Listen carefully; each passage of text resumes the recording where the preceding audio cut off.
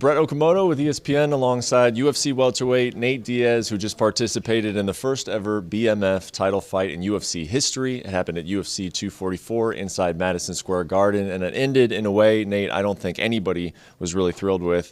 It's been a couple hours now since the fight. We're still here. We're still in the tunnels of Madison Square Garden. What's going through your head now, a couple hours after the fight?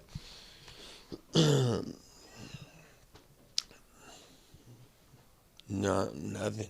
Pissed off. What are you pissed about? Did you see the fight, how it went? I saw it. Yeah. They stopped it. It just, I don't know. The name of the game is whack.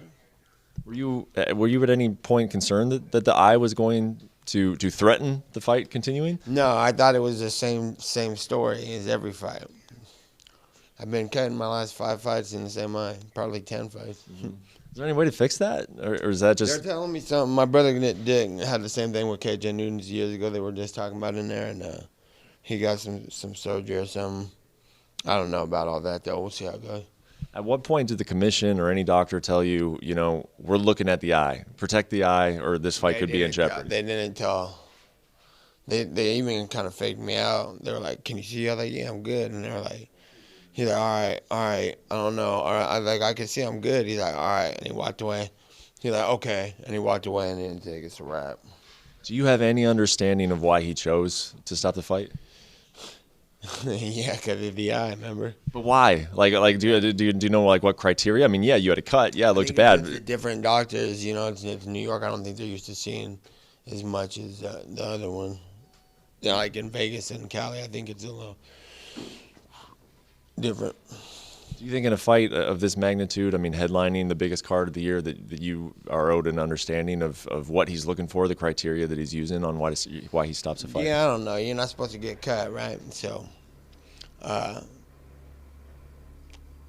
was just cut in the Pettis fight, so it's just reopened. I could have used a little more time for the fight, but they're like, we got this big deal, we got this big fight, we want to do it, and that's what I asked for. So I'm like, what I'm gonna do? What I'm supposed to do, not fight. So that's just the way it went. So what does this mean moving forward? That you have to give the eye a certain amount of time to heal? Are you just? Well, I just fought 2.5 months ago. So 5 months, 4 months, 3 month camp. After I heal would be nice. Mm-hmm. But they kind of rushed it in. They didn't have nobody else to fight. They don't have any other people making no shows. Everybody's. Can't put on no title fights that are, you know what I'm saying? They needed you. They got to get the baddest in this place. So, you know what I'm saying? I just, How did the evening go leading up to, before the fight started? You make your way to Madison Square Garden. You're in, the Knicks locker room. You're walking out. There's a full crowd here to see you. What was that experience like for you? It was just like every fight to me. I was just like, all right, everybody else was doing that the whole time, trying to hype it up even higher, and I just try to keep in mind it's the same story, but not get my ass whipped in front of all these people. So, same thing. How about the fight itself? In that first round, he did catch you with that elbow, and then I think you were trying to duck one, then he landed a kick on you. How was the fight going in your mind? The first round, second round, how was it on? I was kind of slow rolling the fight anyway. I got to pick up later because, like I was saying in there, I had a little knee injury, so I wasn't running as hard and like I usually do. And I had to show for this fight because I ain't no sucker, you know what I'm saying? So I was like, I just laid off of training for a few weeks, and I planned on going in there and turning up later in the fight. Just took too much damage, so that ended the result. So that's fucked up. What would have happened in the fourth and fifth rounds if the fight wouldn't have been stopped? I would have won. What you think?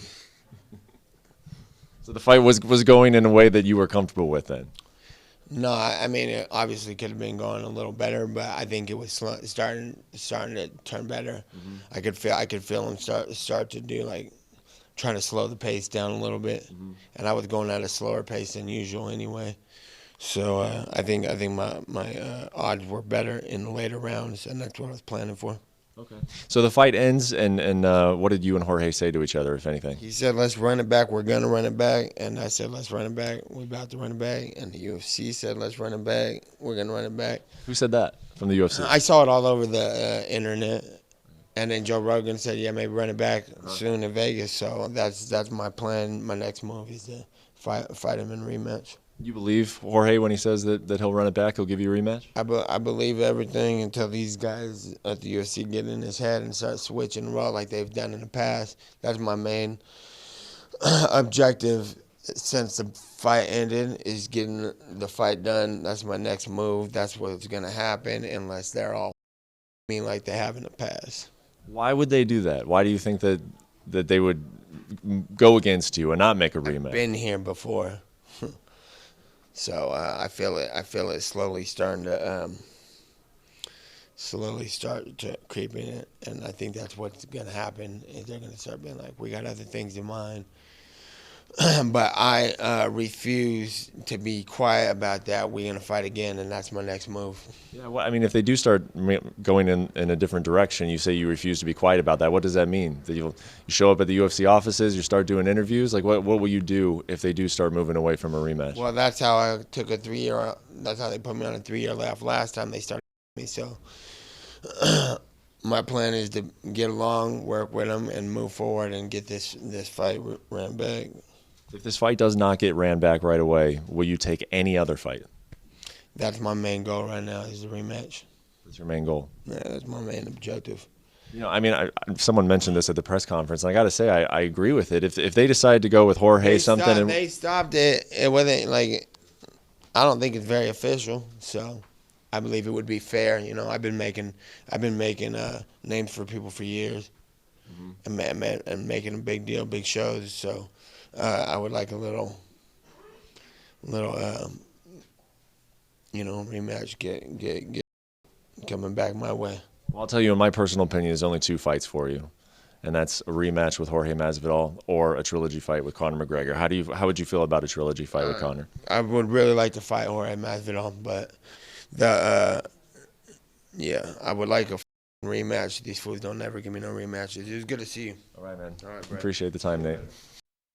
Hello, everyone. It's Ariel Helwani. I just came here to thank you for watching our ESPN YouTube channel. It's the best. You know what else is the best? The ESPN app. You can get highlights, analysis, all that stuff and more. And if you want premium content and live streaming sports, there's only one place for all of that. It's ESPN Plus.